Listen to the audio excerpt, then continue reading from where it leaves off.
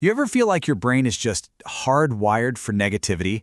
Like it's constantly looking for what could go wrong, and once it finds a threat, it just won't let go. It really can feel like a glitch, right? But what if I told you it's not a glitch at all? It's actually a feature, a really, really ancient one. And once you understand it, you can actually learn how to fix it. Let's start with a feeling I'm pretty sure we've all had. Seriously, think about it. You send that important text, you see the little typing bubbles, and then they just vanish, silence, or you get ghosted after a few dates. That feeling you get deep in the pit of your stomach, that's not just in your head. It can feel like a real physical punch to the gut. So why does a modern social snub feel as real as an actual injury? Well, the answer has absolutely nothing to do with your phone or dating apps or any of that. It's buried deep, deep inside of your brain's most primitive operating system, a system that was coded millions of years ago with one simple, powerful directive: survive. Okay, so to really get this, we need to meet the part of our brain that's running this ancient survival software. You can think of it as our built-in and, frankly, totally oversensitive alarm system. This is the amygdala, and the best way to think about it is as your brain's smoke detector. Now, it's not a smart smoke detector. It can't tell the difference between you burning the toast and the whole house being on fire. Its only job is to shriek danger at the slightest hint of trouble. And for our amygdala, the single biggest, scariest, most terrifying threat of all? Being left out, being separated from the group. And here's where it gets really interesting. This isn't just a human thing, not even close.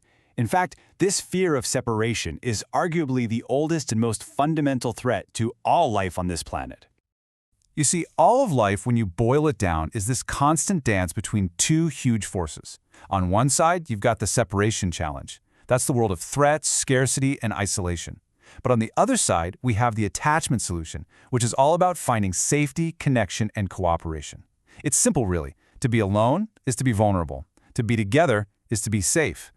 And I want you to see just how deep this rule goes. It's not just us. We're talking single-celled bacteria deciding to team up to survive.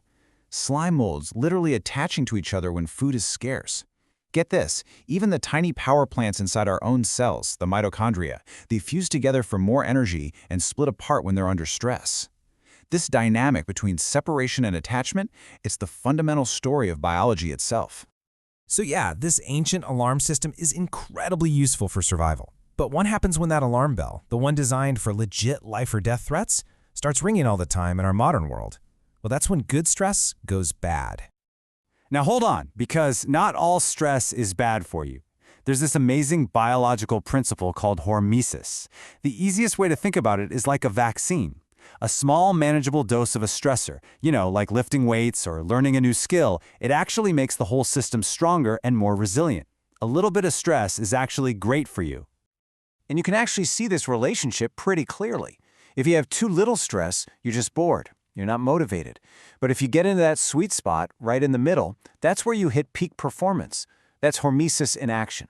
The problem is, if you push too far for too long, you fall right off a cliff into overload, burnout, and impairment. And this is what scientists call toxic stress. It's what happens when your amygdala's alarm system gets stuck in the on position and just won't shut off.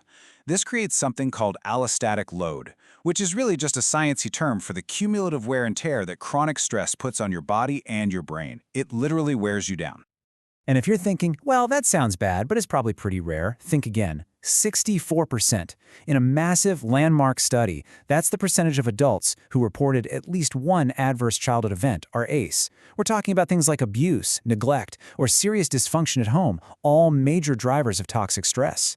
This ancient glitch has very real, very widespread consequences today.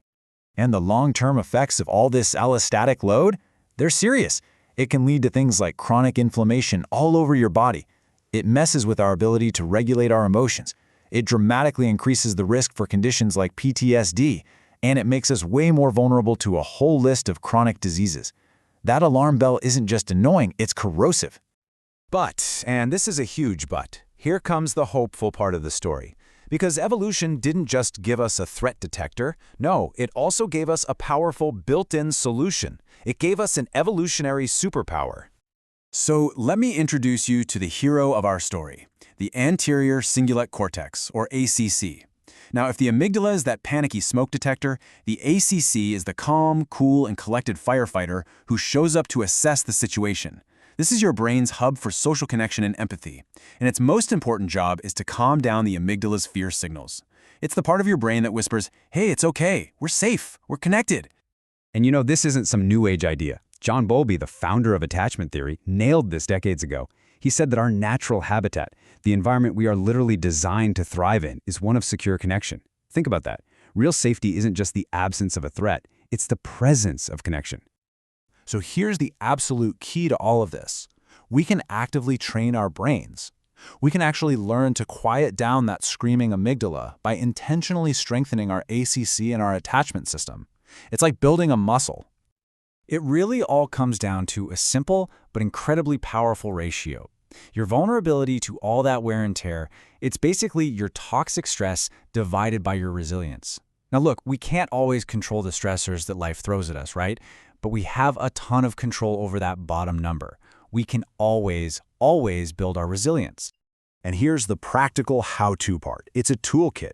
First, practicing mindfulness helps you notice your amygdala's alarms without getting totally swept away by them. Second, nurturing your social support system, your friends, your family, that directly strengthens the attachment circuits in your ACC. And third, the boring but true basics. Good sleep, nutrition, and exercise. They give your brain the raw materials it needs to manage stress effectively. So if you remember one thing, let it be this. The goal is not to somehow create a life with zero stress. That's a fantasy. The real goal is to become an expert at recovering from stress. It's all about building up the strength of those attachment systems so that when the alarm bells of separation inevitably go off, you have the capacity to find your way back to safety and connection.